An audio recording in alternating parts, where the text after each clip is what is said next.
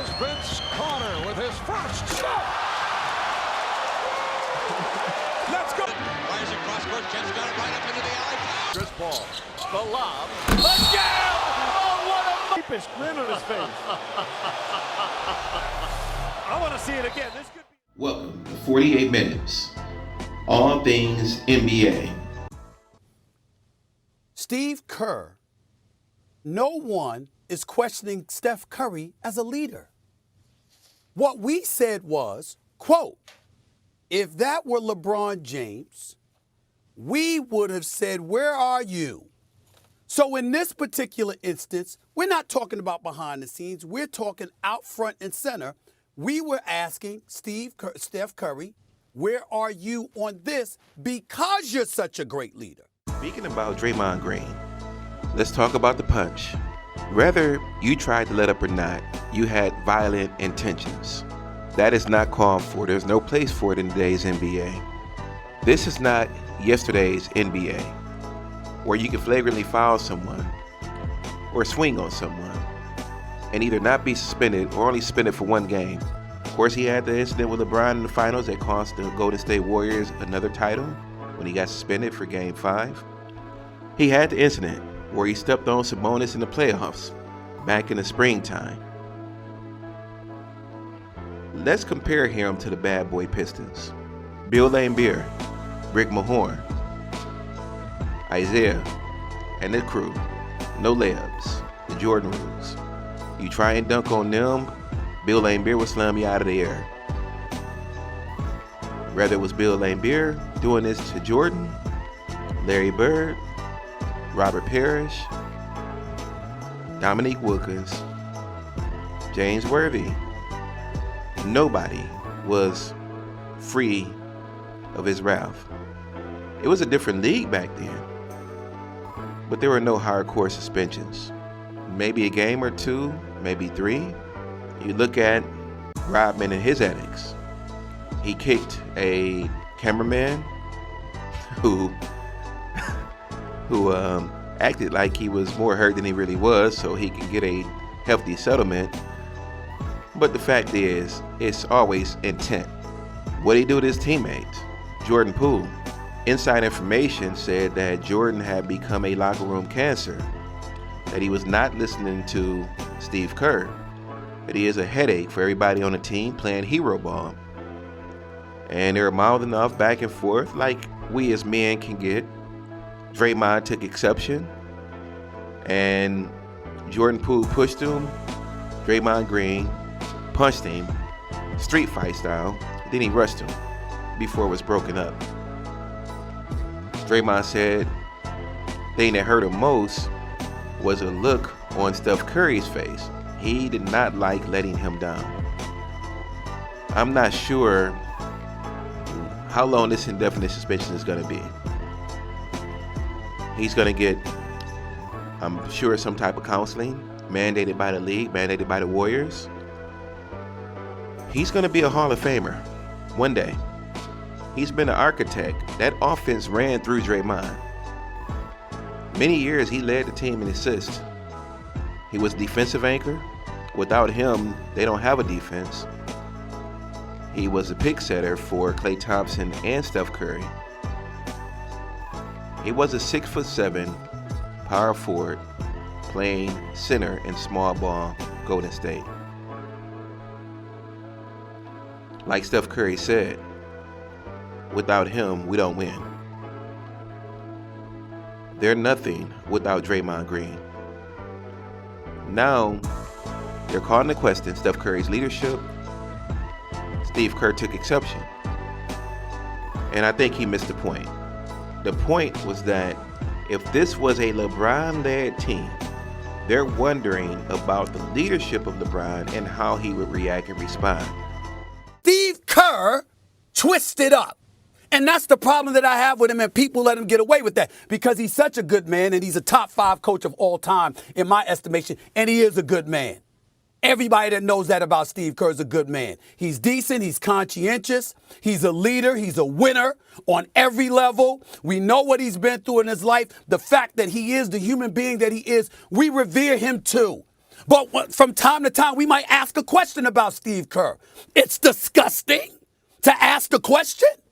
That's a problem. And he's talking about the days that we're living in and all of this stuff and clickbait. My brother, you didn't say my name, but I don't need clickbait. We've been number one 12 years. With or without YouTube, with or without social media, been number one. Period. Number one. Month over month, week over week, year over year for 12 consecutive years. I don't need no damn clicks. We're on a national television show, which you used to do, Steve Kerr, because he was calling games. Nobody is questioning the integrity or the character of Steve Kerr, who is a good coach. And he's a disciple of Popovich, high character guy. But don't make this into something that is really not. They're wondering about the locker room leadership, comparing it to LeBron's leadership since he's been in the league in Cleveland, Miami, Cleveland, La La Land. That's all. There is some frustration. You've seen it in Patrick Mahomes. It's not so much about the call. It's not so much about Kadarius Toney. It's the fact that you had a top wide receiver on your team that somehow you all let get away. Now Tyreek said that he was positioning himself for a contract upgrade. I would have restructured my contract and kept him. You see the struggles they have without a premier receiver.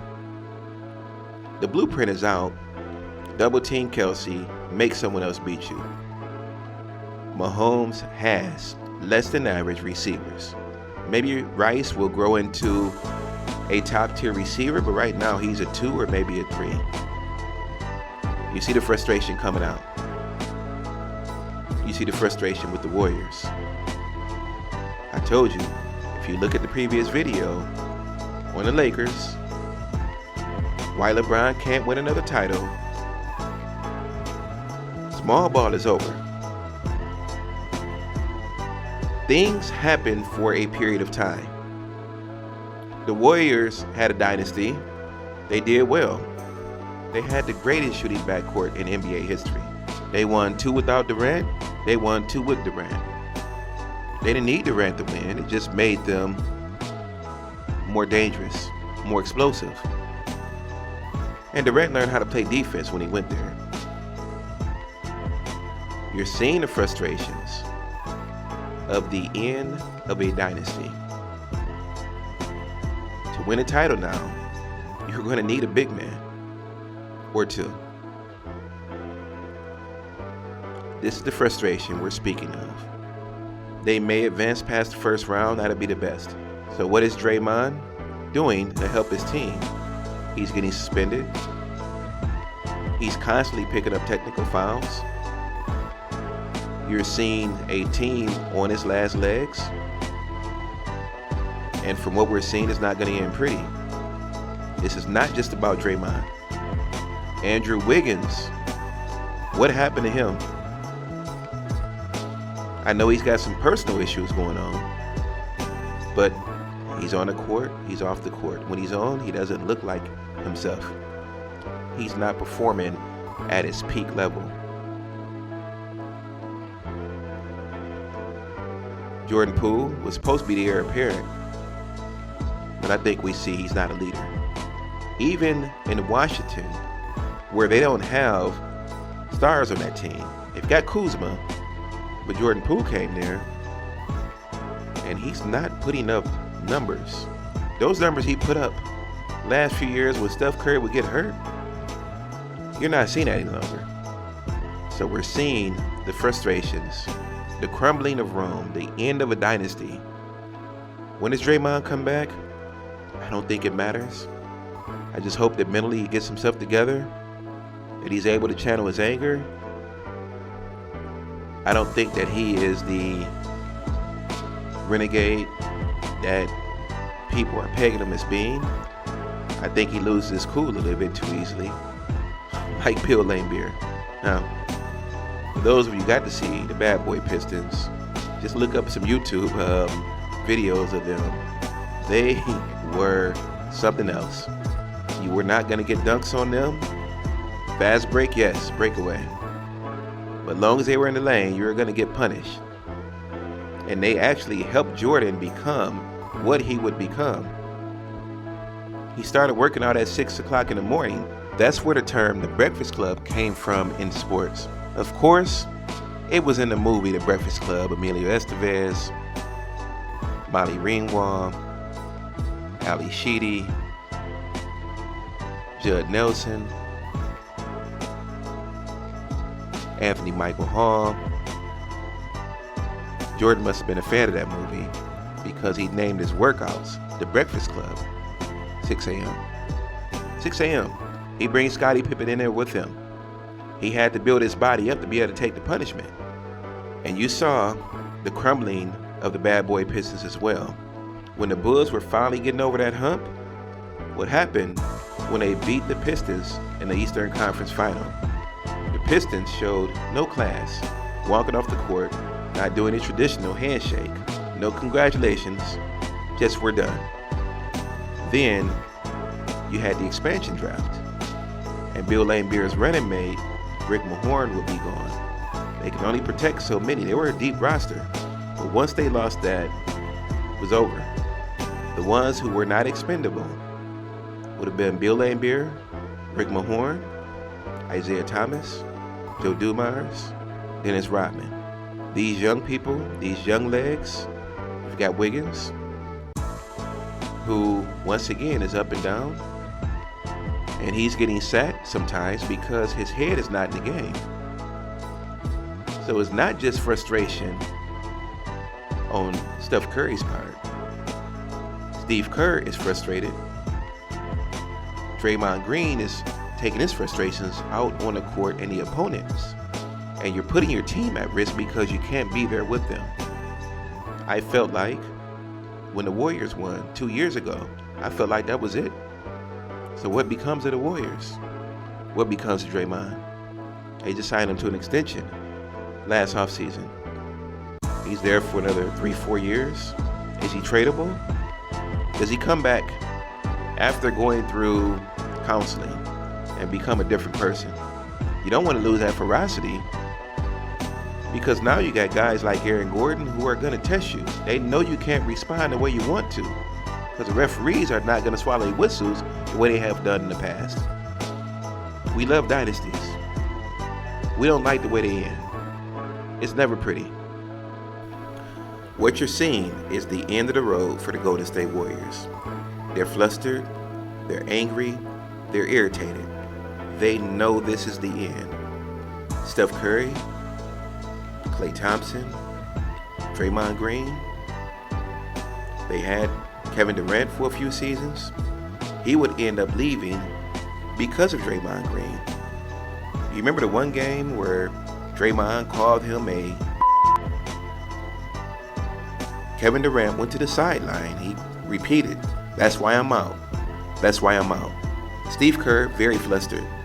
He's never had true wars with the media. He's now been in a back and forth tussle, as you've seen, with Stephen A. Smith and ESPN. This is the end of the road. Dynasties end. They crumble. And it's sad and hard and hurtful to see as a fan. You look at the Patriots, the end of Tom Brady, it was not pretty. Tom Brady left.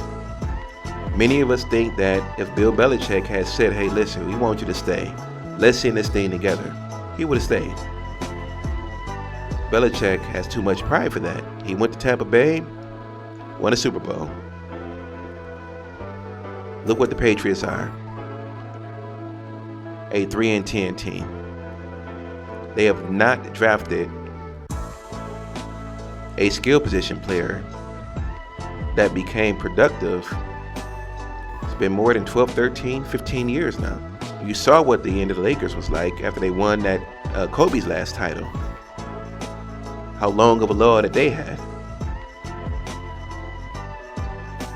Kobe was putting up points. They were not making the playoffs. When they did, they were getting bounced in the first round. This is how dynasties end. It is never a pretty thing. What happened when Jordan retired? What happened with the Bulls? They won 6, 3 straight, twice. Look at the Celtics. After the 80s, when Larry Bird, Mikhail Parrish, Ainge, those guys, when they broke the dynasty up, I think the hurtful part for them was the Delta Land bias when they drafted him and he passed before he could play a rookie season. And they would end up getting Reggie Lewis, and he would end up dying from a congestive heart failure, I believe it was. And it took them picking up free agents, Ray Allen, Kevin Garnett, and bringing them into Boston to win a title. Dynasties never end pretty. This is what we're witnessing with the Golden State Warriors. San Antonio Spurs. Greg Popovich, consummate professional. They had a run, 99, David Robinson, Tim Duncan. Starts in 99 once again, they win a title. They have some savvy drafting, especially internationally, with Tony Parker and Manu Ginobili. They win in 2003, 05, and 07. They will eventually strike gold again and draft Kawhi Leonard and develop him. They won another title in 2014. All of a sudden, Kawhi's uncle gets involved and wants a bigger market. Spurs got him out of there. He went to Toronto. That 1 year there, he won an NBA title. That would be his last one. Spurs, it was a horrible trade for them. They got DeMar DeRozan, Jakob Poeltl, and they got the draft rights to Keldon Johnson. That is nothing compared to the all-world defensive and offensive talents of Kawhi Leonard. He left them high and dry. The team that drafted nurtured him into a professional, taught him how to play the game. He got to see the example of Tim Duncan, team first, Manu, Tony Parker, and they're a mirror of them former selves. Popovich has stuck around. Their record is nothing to be desired. They did win the draft lottery and were able to draft number 1 overall, Victor Wembanyama. As long as he can stay healthy, because he's 7'4", then as a real moves around like a shooting guard, they're going to be able to grow. But it's not looking pretty in San Antonio. Last title was in 2014. They have not been prominent since the Kawhi Leonard trade. Who really won that trade? The Raptors haven't done anything since that title. Kawhi would eventually go to the Clippers. My guess is they're not going to win a title there. They currently have him, Russell Westbrook, James Harden, Paul George. 2 of the 4 are often injured. James Harden, you never know what's going through his head. Did he make the right decision wanting out of San Antonio? They could have built around him. He would have attracted free agents like they've always done. This is the crumbling of dynasties. Basketball, football, baseball. They never end pretty. LeBron courted him to the Lakers. Jerry West talked him into making the Lakers think they had a chance in signing him, so that by the time he officially announced his decision, all the good free agents would be signed elsewhere.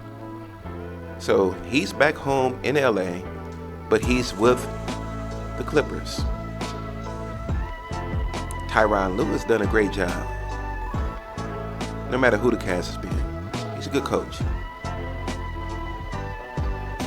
But your 2 mainstays that came together, Paul George, Kawhi Leonard, are oft injured. They ended up picking up Russell Westbrook, who sparked them in the playoffs last year while Leonard and George were hurt. They traded for James Harden. who we all know he's a great scorer, he's multi-talented. But he gets kind of bored easily. Once he gets bored, he wants out. Whether it's been Houston, Brooklyn, or Philly. He's now back home with the Clippers. They're a deep roster. But did Kawhi make the right decision leaving San Antonio? They could have built around him. Attracted free agents. You still got Greg Popovich as your coach. We'll see. Look at the Cowboys. Jimmy Johnson. How about them Cowboys? How about them Cowboys? The 90s Cowboys. Michael Irvin was already drafted before Jimmy Johnson got there, his college coach. A dominant Miami Hurricane team brought their dominant coach. He made a highly questionable trade that would end up paving the way for one of the greatest rosters of all time. The Herschel Walker trade, still talked about over 30 years later. You had Jimmy Johnson, you had the triplets, Troy Aikman, Emmitt Smith, Michael Irvin, Moose Johnston, and one of the greatest offensive lines of all time. You had Ken Norton. They would end up picking up Charles Haley. They had a defense that was dominant, an offensive line that was dominant. Jimmy and Jerry, both alpha males, could not get along. Unfortunately, they could not get along. They were college roommates. They knew each other. They were both ambitious. They were both driven. Jerry Jones, more so in business, still to this very day. Jimmy, driven to win and hold his team accountable at all costs. He rode them. He did not have the mindset that these are grown men and they're going to take care of themselves. They're supposed to be professionals. He drove them hard in practice. His starters on defense played special teams. No frills at all whatsoever. He was a motivator that drove you very hard. They dominated the Bills in the Super Bowl. They dominated in the playoffs. He put together a phenomenal roster and a culture. Unfortunately, as we said, somehow or another, whether it's due to attrition, age, or culture, dynasties come to an end, and it's normally ugly. It never is pretty.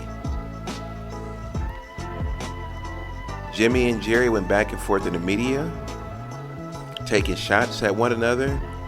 Eventually, Jerry Jones said, "Hey, I'm the boss. You're fired." He gave him a $2 million severance package, and he kicked him out the door. Michael Irvin lost it. We've been looking up the ESPN archives for the footage of him throwing those trash cans. We couldn't find it, but it was something like this. Remember this guy? Yeah, it was something like that. Barry Switzer would take over, and he had a lackadaisical approach to coaching, feeling like he didn't need to ride pros that hard. Many Cowboys felt like if Jimmy had stayed there, they may have won 4 or 5 straight. They had an unstoppable team. They held each other accountable.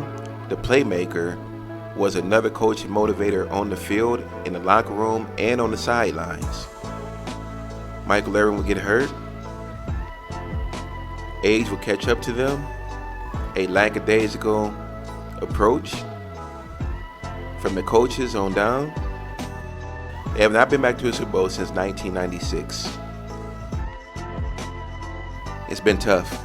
They've been through coach after coach after coach, quarterback after quarterback after quarterback. And it's not been pretty. From Romo fumbling a snap when they're about to clinch the game, to Parcells figuring his heart could not take it anymore. They look good in spurts when they had Romo there, when they had Miles Austin there.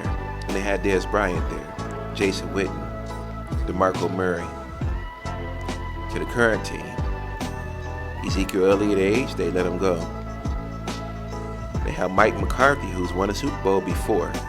But when the lights are bright, when the game is big, as Stephen A. always says, what can go wrong will go wrong. The Cowboys' lack of a championship appearance has been more than 25 years. Dallas fans will have you believe with every victory that we're back. But the eye test shows otherwise. Let's look at the New York Yankees, a team notorious for buying World Series titles. They had a run winning in 96, 98, 99, and 2000. They had a roster that consisted of Derek Jeter, the closer Mariano Rivera, Roger Clemens, Andy Pettitte, El Duque Hernandez, Paul O'Neill, and a long list of others. They won 125 games one year. This team was dominant. 3 titles in 4 years.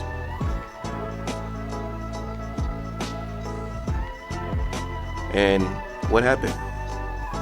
Attrition, free agency, not properly taking care of the farm system, making trades, trading away all their top-end talent. They will win another in 2009, but nothing since then. They're trying to be more conscientious of their spending.